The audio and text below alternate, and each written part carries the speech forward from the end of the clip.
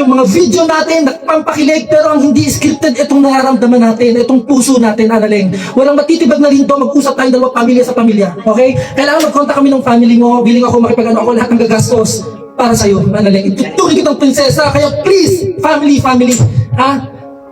Sana.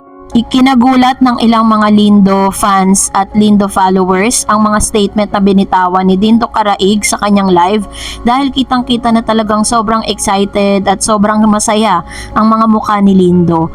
Ito'y kabaligtaran dun po sa mga latest live niya na talagang makikita mo na talagang affected siya dun po sa kanilang paghihiwalay ni Analeng. At ilang minuto pa lang nag-post po siya sa kanyang Facebook at sinabing walang makakapigil sa pagmamahal ko, pagmahal ko, mahal ko. Analeng, hindi kita ginagamit. Willing ako bigay ang kalahati ng sahod ko sa'yo. With screenshot na sahod, with video na pruweba na bigay sa'yo. Kaya kaharap ng family mo, pamilya mo ang kailangan ko. Nakausap, hindi ibang tao. Gusto kong tulungan ang anak mo. Kunin mo sa akin ang 50k, ibibigay ko. Mahal na kita. So, ganito nga yung mga binitawang salita at pangako ni Dindo Caraig para kay Analeng.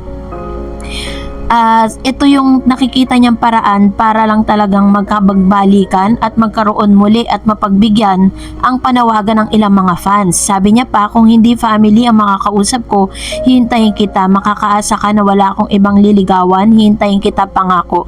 Magdesisyon ka sa sarili mo, mayaman ka na dapat noon pa.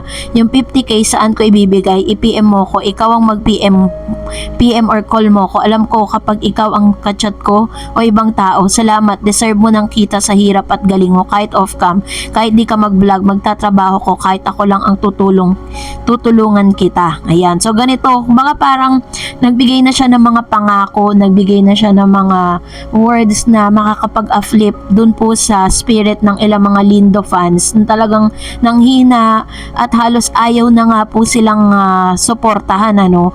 At kasunod pa nito na sinabi niya sa kanya pong Instagram story, if you say you love me too, I will love you because this is also the truth. Let's talk about you in front of the family and we can just base it on the people we hang. Sana man lang may isa ka mag-anak ni Analeng na mag-message sa akin. Thank you po, pa-mention. Ayan, ganito yung mga panawagan niya sa kanyang Facebook page na tila baga nakaisip na siya ng panibagong strategiya kung paano niya po muli mawi-win back ang puso ni Analeng.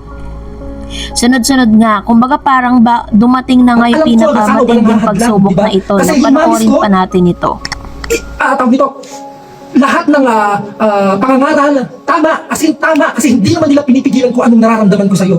Boto sila sa'yo, Analeng, boto sila sa'yo, di ba? Pero ipagsasantabi ko sila, wala muna akong pakialam sa kanila, pati dito sa mga kaibigan ko.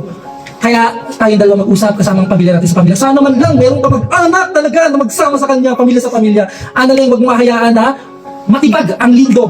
Ipaglalaban natin ang Lindo na tayo lang dalawa. Willing ako na yung sahod natin, hindi ko obligasyon na bigyan ka ng pera nitong 2 months tayo nagkasama dahil collaboration. Ibig sabihin ng collaboration, lumalabas ako sa mga channel nyo, lumalabas ka sa channel ko, di ba? Kaya walang bigayan yung pera. Pero dahil may puso naman ako, kahit papaano, meron akong mga tinutulungan, ginigcasan ko, yung mga humihingi ng tulong, may mga sakit, yan, gikas. Pero nag-abot din ako sa iyo kahit papaano. Ang sabi nyo, walang vlogger na nag-abot, kundi ikaw lang, sabi mo. Kaya natouch ako doon, parang naano ako, sabi ko, nung inabutan kita, inabutan ako ni Kuya Dindo, sabi mo, Kuya Dindo. Kaya sabi ko, ngayon lang pala siya nakatanggap ng sa mga kinukulab niya. Kaya ako, natutuwa ako, Analeng.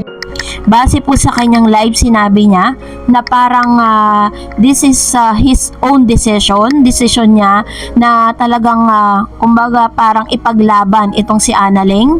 Sinabi niya sa mga kondisyon na ito na parang it doesn't matter kung magalit sa kanya yung mga mamis niya. Ang pinaka-heart niya ngayon, ang gusto niya mangyari ngayon ay makausap nga ang ilan or pwedeng maging guardian ni Analeng. Kasi matatandaan si Analeng po, ulilang lubos na siya.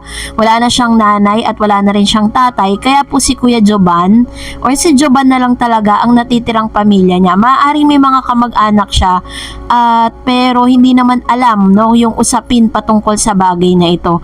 Ang akin lang talaga, may mali pa rin dito sa desisyon ni Dindo. kung talagang mahal mo si Annalyn, si Joban na ang family niya ngayon. Wala ka nang dapat pang hanapin pang iba. Ang pinakamaganda niyong gawin kasi parang you are enticing Annalyn Ini-entice mo siya doon sa pwedeng ibigay mo sa kanya.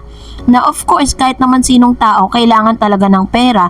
Lalo-lalo na si Annalyn na napakatagal niya na pong napapanood sa social media. Pero ni isang property, wala pa siyang nabibili. Ni isa mga bagay na pwedeng makakapagpatunay na talagang nagpa-prosper siya dun sa ginagawa niya, wala pa tayong nakikita. Dahil nga, meron siyang manager na si Joban. Parang sinasabi dito ni Dindo na ang gusto niya lang talagang makasama si Annalyn at i-minus niya itong si Joban at ang ilang mga kasama ngayon ni Annalyn. Parang ganun yung kondisyon na gusto ni Mr. Dindo kasi parang feeling niya kaya nagkakaroon ng problema ang kanila pong love team dahil dun sa mga taong nakapaligid sa kanila. So, in this case, maganda naman yung hangarin ni Dindo, no? Maganda yung hangarin niya.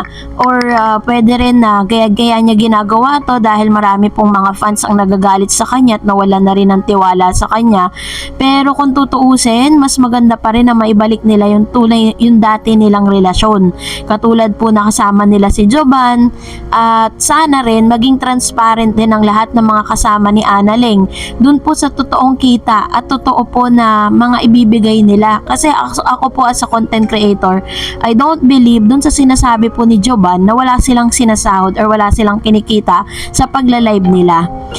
Mind you, ako na po nagsasabi, sa dami ng mga nanonood sa kanila ng live at sa dami ng mga views nila sa Facebook, napaka-imposible na wala talaga silang kinikita doon. Kaya naman sa parting ito is mukhang maganda yung plano ni Dindo na gusto niya si Annalyn ay magkaroon ng sarili niyang parang financial freedom, no? Dun po sa kinikita ng kanyang manager sa kanya kasi collaboration yan And isa rin sa mga maisasuggest natin na dapat magkaroon na rin ng sariling social media account itong si Annalyn para diretso sa kanya lahat ng kita at maipang suporta niya sa kanyang anak. Kasi 'di ba parang nababalitaan natin na ang tanging binibigay netong si Joban dun sa anak ni Annalyn ay yung panggatas niya at yung mga groceries. And we do not know kung nakakahawak ba ng pera si Annalyn dun sa mga kinikita nila sa collaboration nila at sa pagtatrabaho niya kay Joban. Pero alam niyo po, malaking bagay na rin na merong isang tao na kumukup-kup sa kanya ngayon na napapabuti yung buhay niya. So, all in all, ang pinakamainam na gawin nila dito is mag-usap-usap sila. Wag i-minus ni Dindo, si Joban, na siyang naging guardian na nga nitong si Miss Annalyn, no? So, dapat po positive na lahat ng mangyari kasi ang dami na nga pong nakakamiss sa tambalang Lindo. Kayo po, ano po ang saloobin ninyo patungkol dito? Comment down below.